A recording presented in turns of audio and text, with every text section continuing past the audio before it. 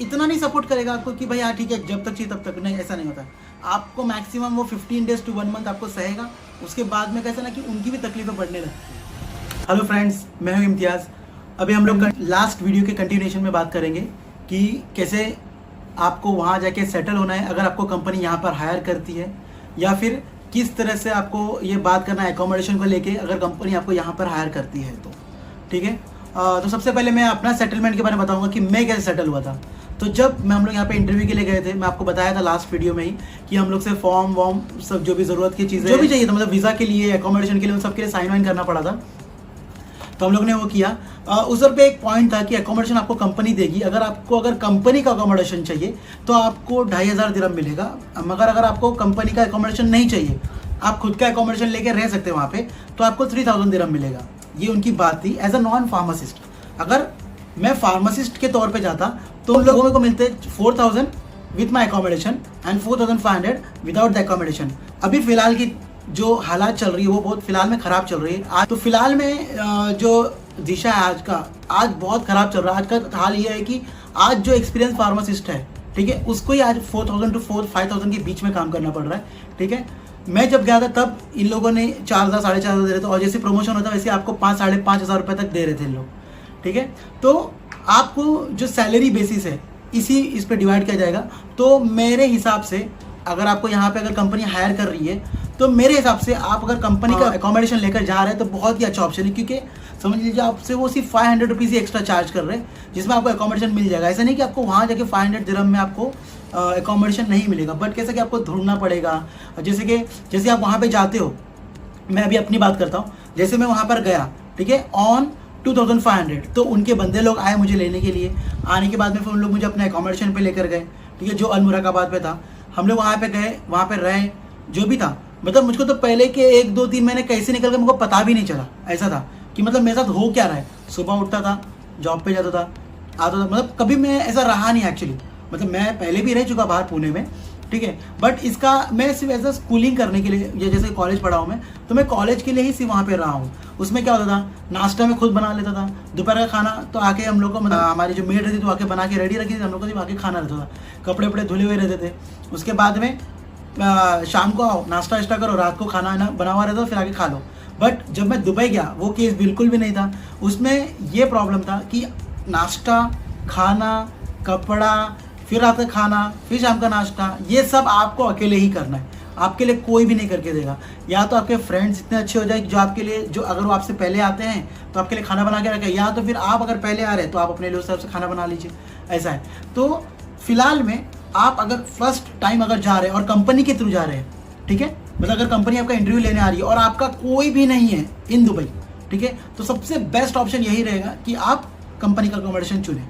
ठीक है। सेकेंड, अगर आपका कोई है पहचान का वहाँ पे, ठीक है, तो आप उन्हें बोलिए एकोमोडेशन ढूंढने के लिए, और कंपनी आपको आपका जो सैलरी 3000 रुपीज़ वो ज़रूर देगी as a non pharmacist. For pharmacist उन लोग 4500 रुपये देंगे। ठीक है, ये हो गया आपको किस तरह से बात रखनी है अपनी एकोमोडेशन के लिए। अब मैं अपनी जर्नी के ऊपर आता हूँ। जब मैं यहाँ से वहाँ पे गया, उन लोगों ने मुझे वहाँ पे रखा, मेरा टाइम पूरा निकल चुका था वहाँ पे। ठीक है, अब इसके बाद में क्या हुआ, मेरी वाइफ आने वाली थी वहाँ दुबई, तब मुझे एकोमोडेशन छोड़ना था। बट अब ऐसा हो गया था कि मेरे जो क्लॉज में थे वो उसमें ये लिखा था कि आप इसको छोड़ नहीं सकते। ठीक है, बट आप इसको एक ही कंडीशन में छोड़ सकते जब आपका प्रमोशन होगा। तो मुझे अगर मेरा प्रमोशन करना था, ठीक है, उसमें वहाँ पे अलग अलग तरीके होते हैं आपके प्रमोशंस करने के, वो भी मैं आपको बताऊंगा। फिलहाल में मैं सिर्फ बताता आपको कि क्यों और क्या। तो जब प्रमोशन होगा तो ही आप अपना एकोमोडेशन छोड़ सकते हैं, क्योंकि आपका फिर से एक नया एक अपॉइंटमेंट लेटर बनेगा, आपके लिए एक ऑफर लेटर आएगा जिसमें आपको सब कुछ पॉइंट्स दिया जाएगा, उधर पे फिर से आपको सिलेक्शन करने का मौका दिया जाएगा, तभी ही आप अपना ये कर सकते हो। और लकीली ऐसा हुआ था कि मेरी वाइफ आई और मैं एक मे बी 1 मंथ मोर रह के मेरा प्रमोशन हो चुका था, क्योंकि मैं आपको बता चुका था पिछले वीडियो में कि मैं फार्मासिस्ट हो चुका था। मगर मैं वहाँ पे जाने के बाद मुझे उन लोगों ने फार्मेसी का पोजीशन दिया नहीं था, क्योंकि वहाँ पे प्रमोशन पाने के लिए आपको एग्जाम्स देने पड़ते थे, जो लोग टीचिंग देंगे। उसके लिए भी मैं आपको अलग से बताऊँगा कि क्या क्या करना पड़ा था वो प्रमोशन पाने के लिए। तो आज सिर्फ इतना ही कि मेरा जब प्रमोशन हुआ तब वापस से उन्होंने मेरे सामने रखा कि आपको क्या करना है। तो मैंने उनको बताया कि सर मेरी वाइफ आई हुई है तो मुझे अलग से अकोमोडेशन लेके रहना है और मेरा जो भी प्राइस हाइक हुआ था वो अलग बात है, ठीक है। तो ये हो गया हम लोग का सेटलमेंट के लिए। आपको दोनों तरीके बता दिया कि आप किस तरह से खुद से भी जाके कर सकते हैं और किस तरह से आप कंपनी के थ्रू जाए या कंपनी आपको अकोमोडेशन तो कैसे रह सकते हैं। तो ये जो मैंने आपको बताया ये सब मैंने आपको बताया। अगर आपको कंपनी अकोमोडेशन देती है तो सपोज अगर आप डायरेक्टली बोलते कि नहीं भाई मेरे वहाँ पे फ्रेंड्स है या मेरी फैमिली है वहाँ पे, तो उस चीज़ में क्या करना चाहिए। देखिए अगर आप डायरेक्टली अगर आप जाते हैं वहाँ पर और अगर आप ये करते हैं कि नहीं मैं वहाँ पे रह लूँगा, मेरे कोई ना कोई फ्रेंड्स है, क्योंकि बहुत से लोगों के फ्रेंड्स रहते ही है वहाँ पे।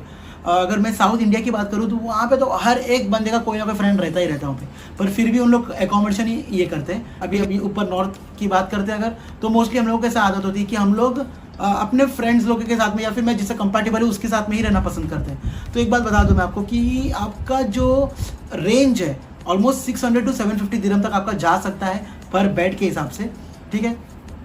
तो ये आप डिसाइड करके जाइएगा पहले से ही या फिर अपने फ्रेंड्स से बात करके जाइएगा कि देखिए अगर आप फैमिली में भी जा रहे हो किसी की फैमिली में, ठीक है, क्योंकि आप वहाँ जाके किसी ना किसी को तकलीफ ही दोगे, ठीक है, क्योंकि उन लोगों का किस तरह से चल रहा है ये हमको नहीं पता है। हम लोगों को क्या लगता है कि भाई वो दुबई में रह रहे तो कमा रहे होंगे अच्छे से, ये वो वगैरह होगा।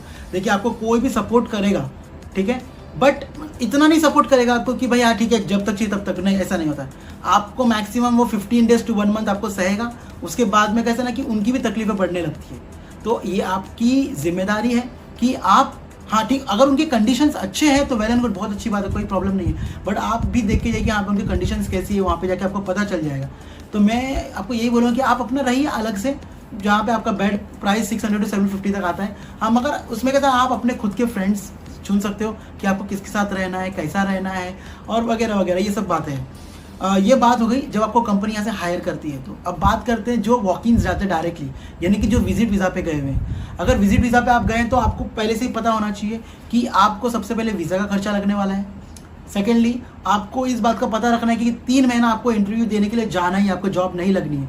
तो हर मंथ का आप minimum to minimum 600 dirham for your bed space ये रखिएगा, यानी कि 6 3 1800। सो 1800 इंटू 20 इज 36,000, तो 36,000 रुपये इसके पकड़ लीजिएगा, प्लस आपका जो ट्रैवलिंग एक्सपेंसेस रहेगा ये सब आप ध्यान में रख के जाइएगा, ठीक है। देखिए मैं ये नहीं कहता हूँ कि आपको नहीं मिलेगा जॉब 1 महीने में, ऑफकोर्स आपको मिलेगा, बट हमारा हमेशा ये रहता है कि हमारा और अच्छी जगह पे लग जाए।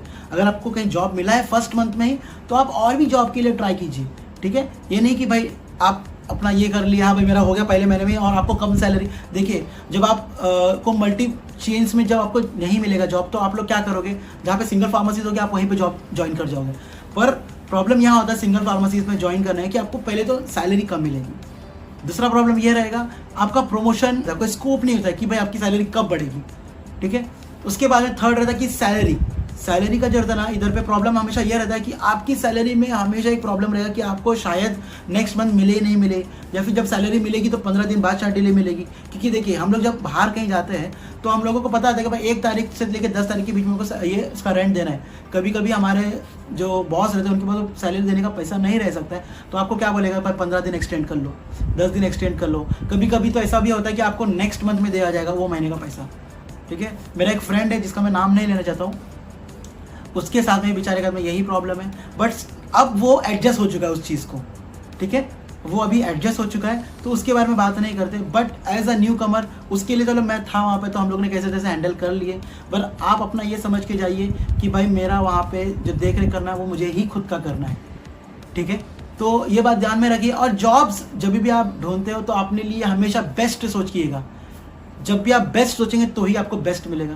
जब आप बेस्ट नहीं सोचोगे, आप बोलेंगे भाई कोई भी मिल जाए बस मुझे जॉब करना है यहाँ पे, क्योंकि ऐसा होता है एंड ऑफ द डेज पे हम लोग को जॉब नहीं मिला होता। समझो अभी 2 महीना निकल गया, ठीक है, अब तीसरा महीना मेरा चल रहा है और हम लोगों का ऐसा होता है कि भाई जॉब अब मिल जाए, कोई भी मिल जाए, कुछ भी मिल जाए, कैसा भी मिल जाए हम लोग कर लेंगे। नहीं, आप अपने लिए ऑप्शन हमेशा रखिए। अगर आपको जॉब मिल भी जाता है आप थोड़ा सा देर और रुकिए और थोड़ा इंटरव्यू दीजिए, और अगर आपको अच्छा जॉब मिलता है वेल एंड गुड, नहीं मिलता तो भाई आप जो मिला आप उसके लिए सेटल हो जाइए और देन यू कैन कंटिन्यू, ठीक है। तो ये रही बस अकोमोडेशन की बात और सेटलमेंट की बात। सो आज के लिए इतना ही काफ़ी है।